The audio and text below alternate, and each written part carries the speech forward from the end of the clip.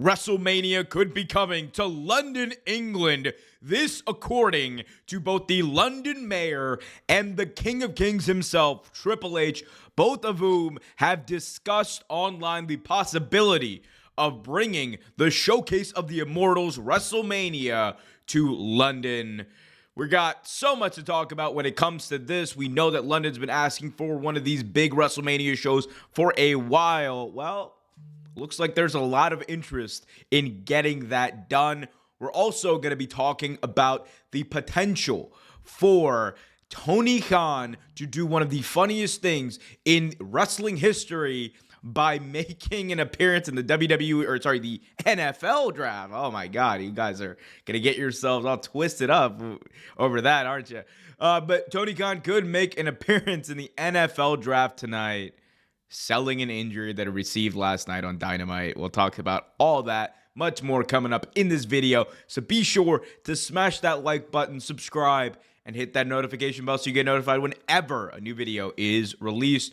Okay, so obviously London, England has been aching to get a WrestleMania for a long time, and it looks like the possibility of that could be closer than ever before. Here was current Labour Mayor of London, Sadiq Khan, who's in the middle of a re-election campaign, saying, quote, "London is already the sporting capital of the world. If I'm re-elected next Thursday, we'll go even further. We'll look to bring WrestleMania, Super Bowl, and the NBA to London and put together another bid for the 2040 Olympics."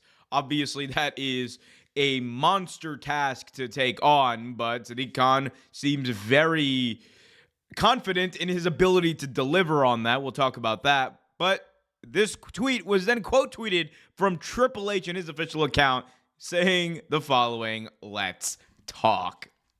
So, of course, anytime any politician says anything, you should take it with a grain of salt, obviously.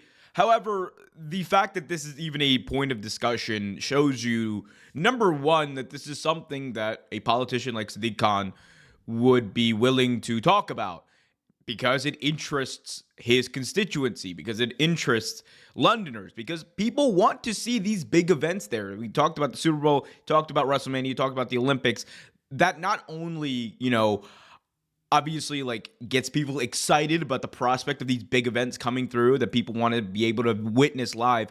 But on top of that, from a more business and political standpoint, it helps stimulate the local economy. It gets people going into local shops, hotels, etc., and really boosts the local business as well. So that's really the business end of it, and why you see all of these cities bid on WrestleMania. WrestleMania used to be a thing where WWE would just go where they believe they could draw a hot crowd. Now it's more so which city is going to provide us with the largest bid for WrestleMania, which and who's going to have the best bid, who's going to have the best facilities. Those are the priorities for WWE when they're thinking about WrestleMania and where to move them. Now, as far as London, we know that John Cena last year at Money in the Bank came out and cut promo where he talked about bringing WrestleMania to London. That got everyone in the O2 so hyped. And back then it was reported that was just kind of a one-off that Cena said, hey, look, they were just trying to rev up the crowd. They were trying to get them going. They were trying to get them excited in the moment, and it worked. However, there really was no intention of following that up, and there really were no discussions to that point. Now, I think for Sadiq Khan to do this in this public way, this at least opens the door for the possibility of London hosting a WrestleMania. And remember, the thing that is important to keep in mind, in the past, WWE were less likely to do this because of two reasons. Number one, and most importantly, it was always a weird thing about the time, the only show, I believe, prior to the 2000s that WWE ran from London, the only major show, I should say, big pay-per-view, prior to the early 2000s, or late 1990s, I should say, was Wembley at SummerSlam 92. And even then, that aired on a tape delay, And one of the reasons why they didn't traditionally do that was because they feared that airing that on a tape delay would hurt their pay-per-view buys. The system is currently infinitely different than it was 30 years ago.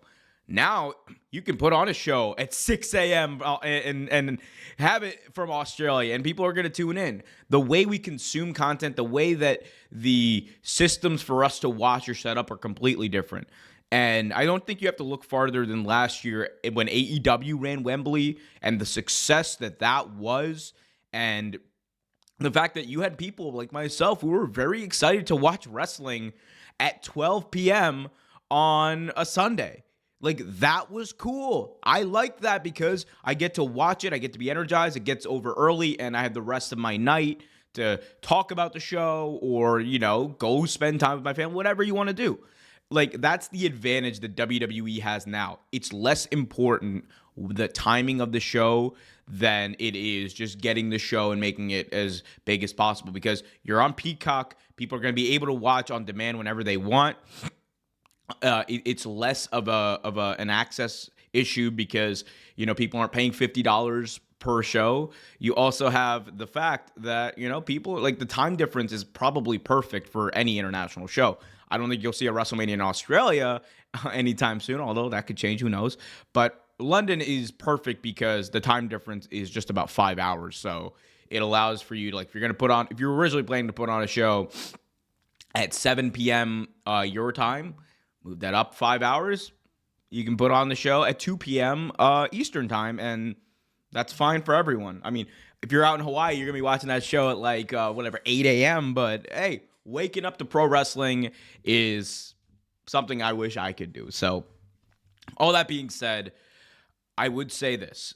Don't expect it to happen next year. Don't expect it to happen the year after. But in 2027, 2026, 2027, that could be the opening for WrestleMania to happen in London. And I think the longer this goes on, the closer we're going to get to eventually them having a show. I think it's an inevitability on some Thanos stuff. So we'll see.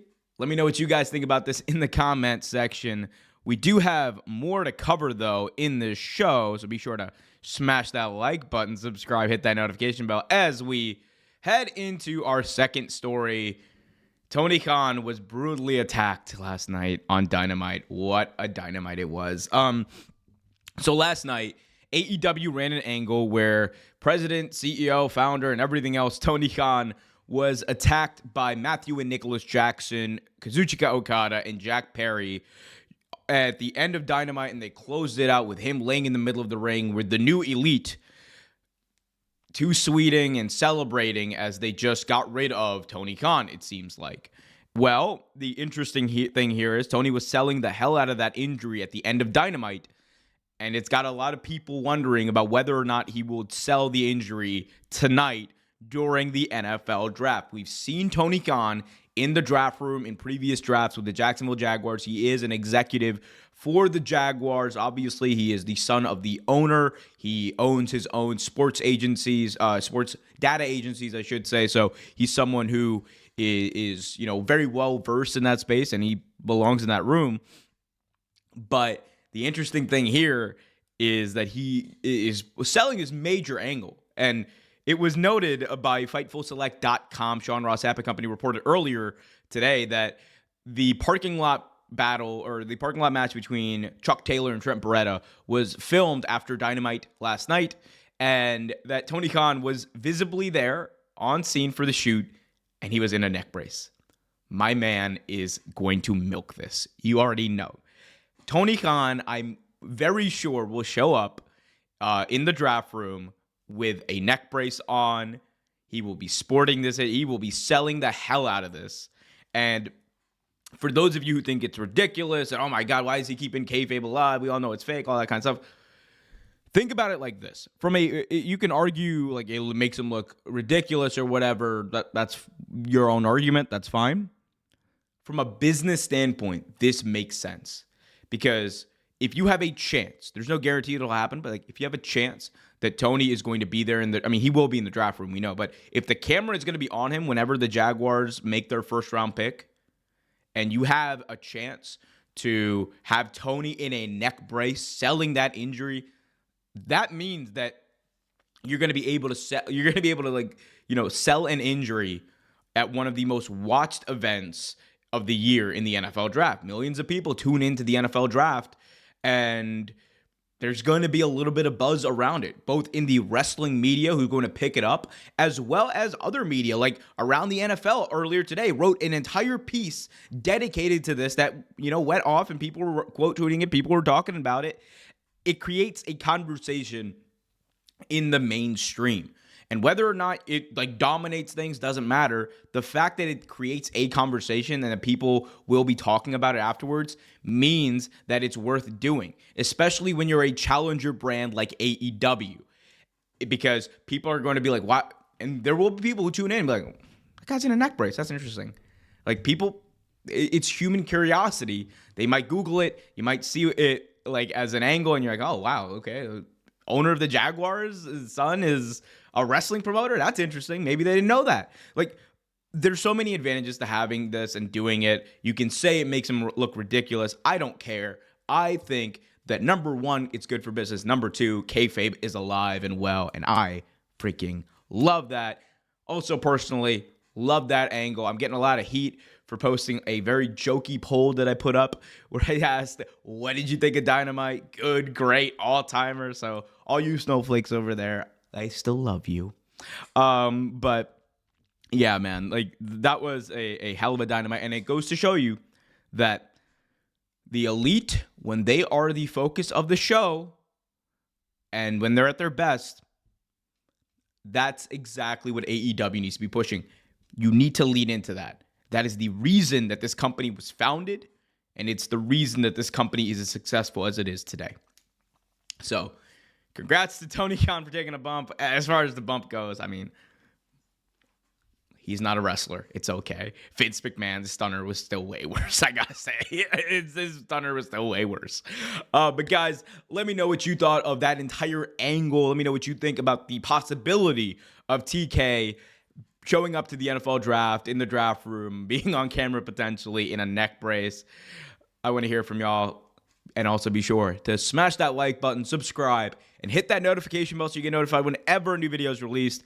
I'm Omer Q for Real Take Wrestling. Be happy, be healthy, and as always, keep it real.